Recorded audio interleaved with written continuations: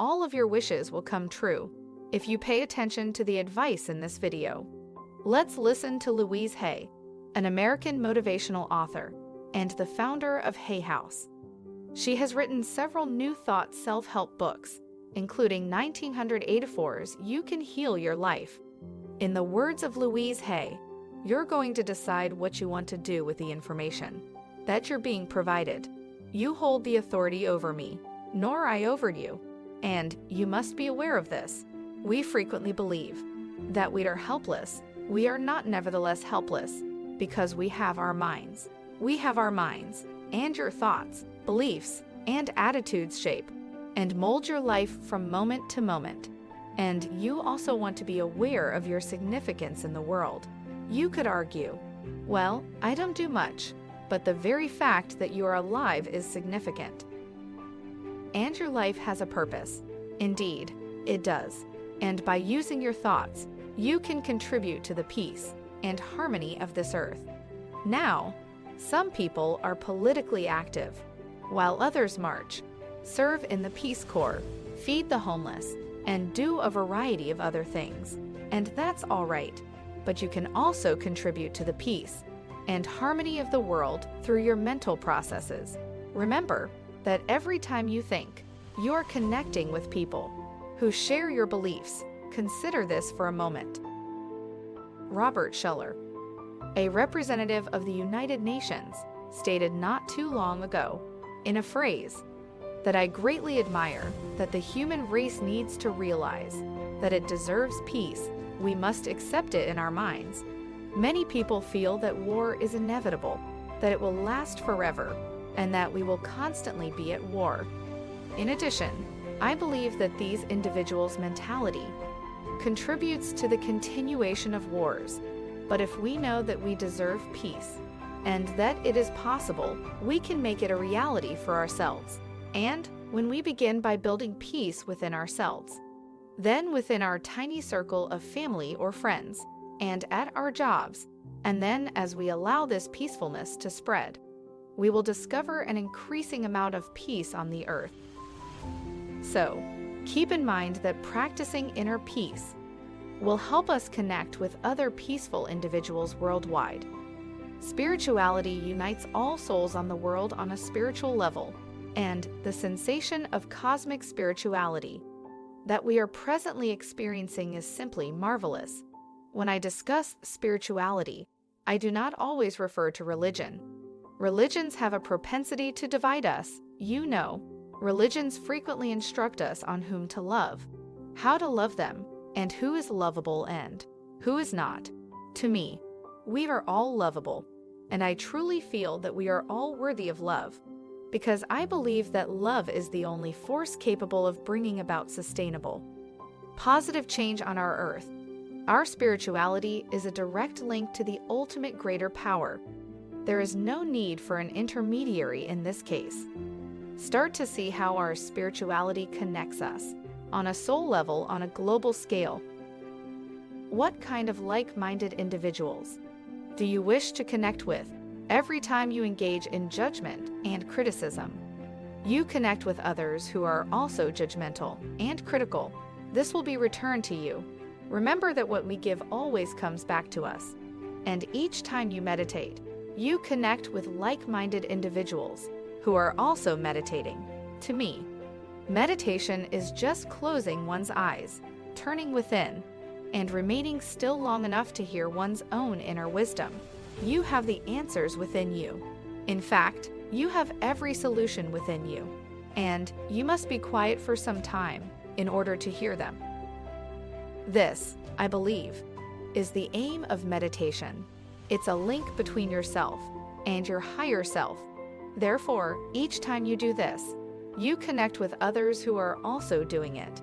And each time you perform a visualization for the sake of healing your body or the world, you connect with others who are doing the same. And multiple times throughout the day, you may question yourself, with whom am I currently interacting? Just sort of observe your current state of mind, and whether you are grumbling, that it's all your fault, or are you thinking in order to generate inner peace and harmony? because if you can create inner harmony, you will have outside harmony. Keep in mind that if we want to repair the world, we must first heal ourselves, because you are the center of your universe. You are the center of your world. Likewise, so are you. Likewise, so are you. Each and every one of us is the center of our own universe. Consequently, the world expands from us like ripples in a pond. And when we create harmony within, when we are tranquil within, that harmony and peacefulness radiates out into the world, touching people, places, and things. You know how someone can walk into a room without saying a word, and you can be instantly attracted to them or repulsed by them.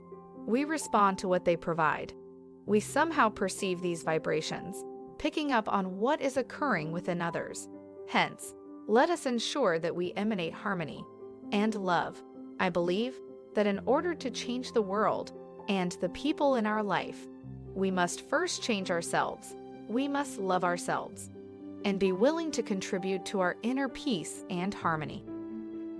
And we also need to be truthful with ourselves, considering how adept we are at hiding from ourselves.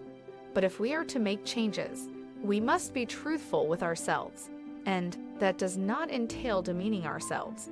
However, it does necessitate the willingness to recognize the aspects in ourselves that require modification. It is extremely self-destructive when we lie to ourselves. This is not self-love, and it is not at all nourishing. We must be truthful with ourselves, and we must likewise be truthful with others, and we must learn to say no in a loving manner, and not always yes. Then doing things we don't want to do, and then resenting it because we weren't truthful enough to say no. And I believe it is more difficult to be honest with others until we are more honest with ourselves. And the primary benefit of being honest is that we always receive what we give in life. And this is effective on all levels. If we are insignificant or condemn others, we will also be judged. If we are perpetually furious and quick to assign blame, we will face anger wherever we go. If we steal someone's time or their self-respect, we commit theft. Or if we refuse to appreciate another person's outstanding work, we might anticipate that our dishonest behaviors would result in unfavorable experiences. On the other side, every time we treat ourselves with respect, and every time we nurture and support ourselves and others, we receive positive experiences in return, regardless of how we may attempt to rationalize it. False actions never succeed. They never succeed. And the further you progress down the spiritual road, the quicker it returns to you. When we take something that does not belong to us, from a paperclip at the office to big shoplifting or robber, we are essentially telling the universe that we do not feel deserving of earning our own. And because we believe there is not enough to go around, we desire to be stolen from you because we are not good enough. Or we can consider that we must be deceitful and take our goods if we feel that the world is a dog-eat-dog environment. We will be eaten because that is how things work. These ideas impede us from enjoying prosperity because they erect barriers, and you cannot enjoy the happiness, tranquility, and love in your life. If we take from the world will take from us. It's that easy. And these bad attitudes are not the essence of who you are. You are a divinely stunning manifestation of life, and you are deserving of the best. You must recognize and accept this. Our earth is abounding in resources, and by employing the proper consciousness, we constantly attract good fortune. What we believe about ourselves and our lives will manifest as our reality. If we wish to alter our circumstances, we must modify our worldviews. Periodically ask yourself, what do I actually believe about this? And reflect, what am I feeling? And do I truly desire it? Do as they request of me. Why am I performing this? Start exploring your ideas and what is occurring within you.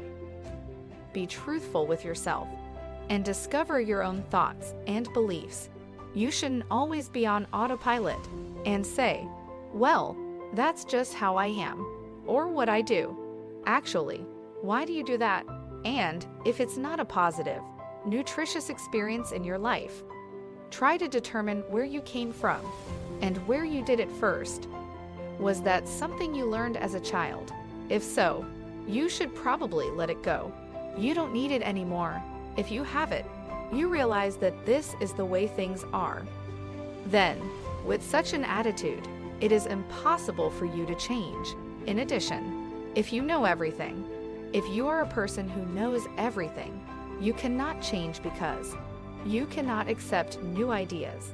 We wish to be open to learning and development, and we're continually striving for greater comprehension, consciousness, and knowledge, so that we may experience and do things differently.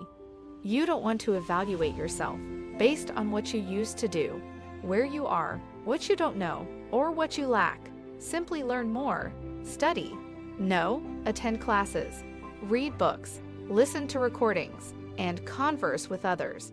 There's so much we can learn now. It's amazing. Learn about yourself, your beliefs, and the way your mind specifically functions. And is it functioning in a way that genuinely improves your life? Explore numerous new pathways in order to begin to comprehend more, accept new concepts, and broaden your mind. Actually, we hear so much about addictions these days, and we believe that there are several types of addictions, besides pharmacological ones. When we hear the word addiction, we instantly think of chemical dependency, but there are also pattern addictions, and everybody of us is addicted to something, since addictions are basically habits that we develop to avoid being in the present. We really don't want to deal with the current situation. We don't allow ourselves to be where we are and to know what's truly going on in our own lives because we have an escape route. So, each of us has an addiction. I have no idea what yours are, but we all have something, whatever it is we do. Some individuals have a food addiction. For some, it is a chemical dependency, and for others, it may